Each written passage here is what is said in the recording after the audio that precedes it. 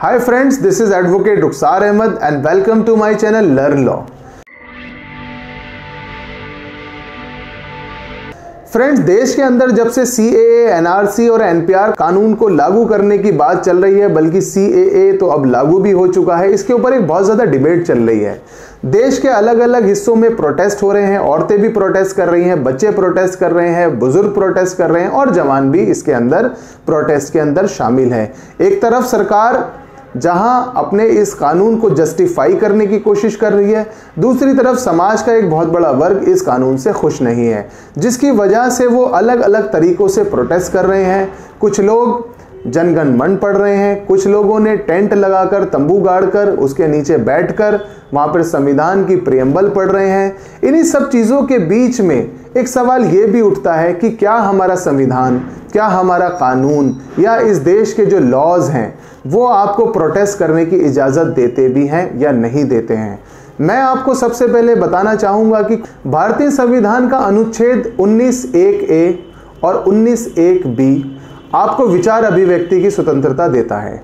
यानी कि आप अपनी कोई भी बात चाहे आप बोलकर कह सकते हैं, आप लिखकर कह सकते हैं, आप अपनी बॉडी लैंग्वेज के थ्रू कह सकते हैं, आप पेंटिंग के थ्रू कह सकते हैं, आप ड्रामा के थ्रू कह सकते हैं। इसके अलावा आप खामोश खड़े रहकर भी अपना प्रोटेस्ट दर्ज करा सकते हैं। ये भारतीय संविधान ने आपको एक शक्ति दी है, आपको एक राइट दिया है जिसे आप एक्सरसाइज कर सकते हैं।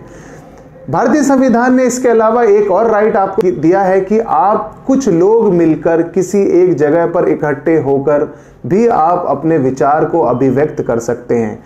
आप सरकार की नीतियों के खिलाफ आवाज़ उठा सकते हैं, आप सरकार से किसी चीज़ की डिमांड कर सकते हैं।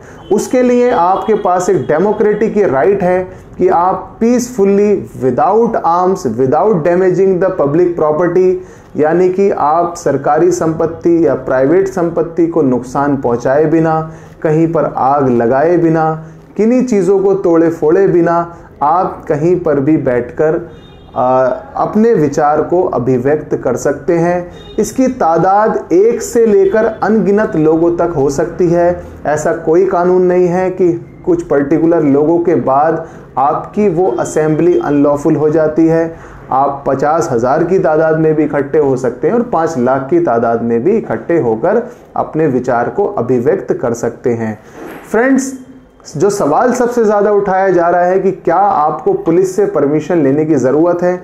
हाँ, ऐसे लॉज हैं कि आपको पुलिस से भी परमिशन लेने की ज़रूरत होती है और पुलिस को इन्फॉर्मेशन देनी होती है, क्योंकि पुलिस का काम है लॉ एंड ऑर्डर को मेंटेन करना। लेकिन पुलिस आपके किसी भी डेमोक्रेटिक प्रोटेस्ट को रोक नहीं सकती है। अगर आप अपने प्रोटेस्ट से किसी ट्रैफिक को नहीं रोक रहे हैं, आप पब्लिक कन्वीनियंस को ख़राब नहीं कर रहे हैं, तो आप अपने प्रोटेस्ट को बिल्कुल चला सकते हैं। सिर्फ आपको पुलिस को एक सूचना देनी होती है। आप नॉर्मली प्रोटेस्ट जो होते हैं, ऑर्गेनाइज्ड प्रोटेस्ट होते हैं, उनके अंदर सूचना दी भी जाती है। लेकिन जिस तरीके के प्रोटेस्ट आजकल देश के अंदर चल रहे हैं, उन प्रोटेस्ट में अगर आप किसी को परेशान नहीं कर रहे हैं, आपने कोई तोड़फोड़ नहीं की है, आगजनी नहीं की है, तो ऐसे प्रोटेस्ट को भी कानून पूरी तरह से समर्थन देता है। तो फ्रेंड्स, अगर आप कहीं पर भी पीसफुली विदाउट आर्म्स प्रोटेस्ट कर रहे हैं, तो वो आपकी असेंबली अनलॉफुल असेंबली नहीं मानी जाएगी। आपका प्रोटेस्ट करना एक लोकतंत्र का एक अधिकार है जिसे आप पूरी तरह से एक्सरसाइज कर सकते हैं। तो फ्रेंड्स, ये एक अनुच्छेद यानी कि एक आर्टिकल 19 के ऊपर मैंने एक बहुत छोटा से आपको ये वीडियो आज बताया है।